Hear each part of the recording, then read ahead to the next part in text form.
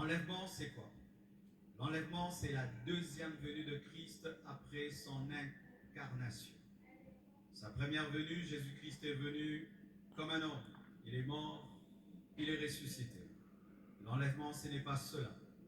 C'est la deuxième venue de Jésus-Christ comme époux dans le secret où il reste dans les airs. C'est l'Église qui va vers lui, soit par la résurrection, soit par la transformation. C'est le plus grand événement que l'Église attend. Qu'un jour des hommes puissent disparaître, happés par Jésus qui est dans les airs. L'enlèvement, c'est encore quoi? C'est la fin de la grâce.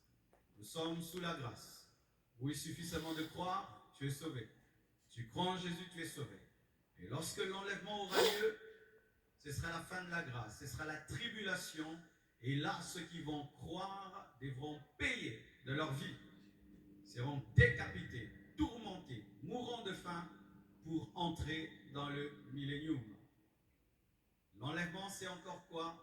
C'est la fin de la parenthèse des nations. Que veut dire nation dans la Bible?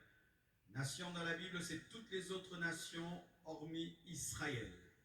Alors, Jésus-Christ était venu pour Israël et Israël l'a rejeté. C'est alors qu'il s'est tourné vers les nations. Et depuis qu'il s'est tourné vers les nations, ça fait plus de 2000 ans. Lorsque l'enlèvement aura lieu, ce sera la fin des temps des nations. Alors Dieu va se retourner à nouveau vers Israël pour l'amener dans le millénium.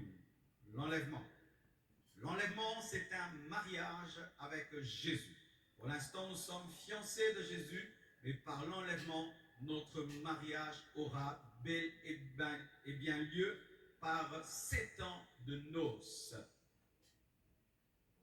L'enlèvement n'aura pas lieu de manière spirituelle. Ce sera vraiment physique, parce que des gens disent que l'enlèvement a déjà eu lieu spirituellement. Non. Il y aura des disparitions physiques. Les hommes disparaîtront. Les morts ressusciteront. Les vivants physiquement seront transformés et disparaîtront. Rater cet événement, c'est rater la chose la plus importante de ta vie chrétienne. C'est plus important que tout ce que tu attends. Voyage, mariage, bénédiction, succès, argent, c'est plus que tout. L'enlèvement. Qu'est-ce que la Sainte Seine? La Sainte Seine, c'est le repas du Seigneur. Ce n'est pas ton repas. Ton repas, c'est ta chikwang, c'est ton poulet. Tu manges comme tu veux, debout, assis, tu rigoles, tu regardes la télévision, tu coupes un peu, tu ajoutes le coca, le fanta, comme tu veux. Ce n'est pas ton repas. Ton pain est ton pain.